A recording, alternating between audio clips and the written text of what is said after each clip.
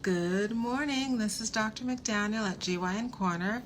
I'm a board-certified obstetrician gynecologist in New York City, and I'm bringing to you all things health-related for women. Thank you for joining me at the corner today. And please check out the YouTube channel. It's also GYN Corner. And the podcast, it's GYN Corner. We're on all of the platforms for the podcast. Apple, Google, Spotify, everyone. And the podcast is about a year, maybe a year and a half almost behind the Facebook and the YouTube channels. And YouTube is about a month behind the Facebook. But the podcast and the YouTube channels, those are nice because they're organized, they're delineated, so you can just go to a date or scroll through, look to a topic and just hone in on that, whereas the Facebook, you have to keep going back. There isn't any way to organize it. Now, for today and the next few presentations, I'm going to speak on some common topics that have come up in the office over the last 2 or 3 weeks or so. So I've been getting patients asking the same questions, having the same concerns and problems come up, so I figured if it's become popular with the office patients in the last few weeks, then out in the rest of the world it might be an issue too that's come up. So today I'm going to speak on one of the popular questions that have come up for people, and for maybe the next, maybe the next 3 or 4 presentations, I'll speak on questions that have had a lot of interest. So the question today is going to be itchy breast. I've had about 5 patients in the last week and a half complain of their breast being itchy or their nipples being itchy, the colored area, the areola being itchy. A colleague of mine made a joke that, oh, itchy breasts mean your breasts are growing, but obviously that's not the case. So it's not that your breasts are growing. So the question has come up that for these several patients, it's kind of been the same thing. Suddenly they've noticed that their breasts are itchy, and it's itchy more commonly at night than during the day. It's not very itchy, and a few of the women said that they've been awakened because the itching is so annoying. They've been waking up at night just scratching. And my go-to question whenever someone says there's something that's itchy is going to be, have they changed their diet? Have they changed their activities or their clothing? And for a few of them, no, they couldn't think of anything that was different. And for a couple of them, they said maybe they changed the type of bra they're wearing, or they've been sweating more, so they've been exercising, or just they've been hot and sweating more, so that the breasts are getting wet from the bras that are soaked with sweat, and so they're getting like the itchy because maybe their breasts are wet more often. So whenever someone has itchy breasts, if it's both breasts, then we're not really concerned about a specific problem, like a growth or an abnormality from that specific breast. I also ask if they've noticed in their bras any kind of a crustation or a stain or a leakage, because then the question is, are the breasts leaking? So is there breast milk or abnormal leakage of fluid from the nipples, and then that's wetting the area?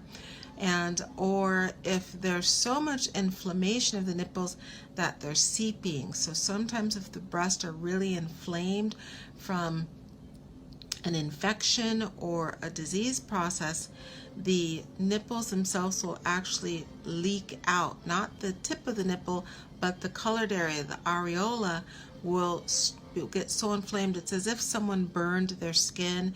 And now, if you get a bad burn, the skin itself will leak a clear yellowish type of fluid. We call that a serous fluid. So sometimes that will be the case. Now, the common scenario has been that a no to all of those questions. And when I take a look at the breast, I don't see any rash, I don't see any bumps. I think 2 or 3 times I saw a little bit of a shadow of discoloration on one or both of the breast. And if there's a shadow or discoloration, that's more commonly fungal infection from constant moisture. Whether or not you noticed it it's a fungal infection. Sometimes it's tinea versicolor, and that means that it's a fungal infection that's changed the color of the breast or the color of the tissue at that area. So in that scenario, for both scenarios, whether or not there's a discoloration, you want to try to keep the breast as cool, clean, and dry as possible. So wet breasts will harbor either fungal growth, kind of like an athlete's foot or a jock itch scenario, and or they will mount an inflammatory response. So if there's a discoloration, that's most commonly going to be from a fungal, like the tinea versicolor. And in that scenario, you can buy a 1% cortisone cream, and or like one of the creams or treatments for the yeast infection or for athlete's foot. Put that on the breast first thing in the morning after you shower, bathe, or what have you, and or before you go to bed every night for 2 to 3 weeks. More importantly, you'll want to keep the skin as cool, clean, and dry as much as possible, because if you eliminate the constant moisture, then that will minimize continued growth or support of the fungal change.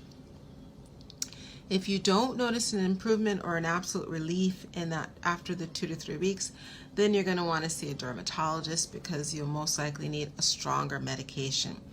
If you don't see a change in the color, then that's most commonly going to be due to an inflammatory response that your body has mounted to the constant moisture or wetness, or even different type of material if you bought a new bra or something.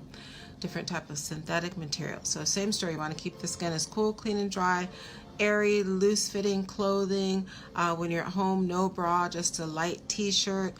If you're wearing a bra, nothing that's synthetic or tight, just a cotton bra, and preferably without like wires and all of that, because that increases the clinginess of it, with the elastic in it. And you could buy the 1% or 2% hydrocortisone cream, but if you just keep it cool and dry, or even what I've recommended on occasion, I wouldn't say rare occasion, but less commonly, if you're exercising frequently or you sweat a lot, then as much as possible you'll want to maybe bring an extra bra with you or extra shirt. So if you've really soaked the bra and the undershirt, then you can change it so that's dry.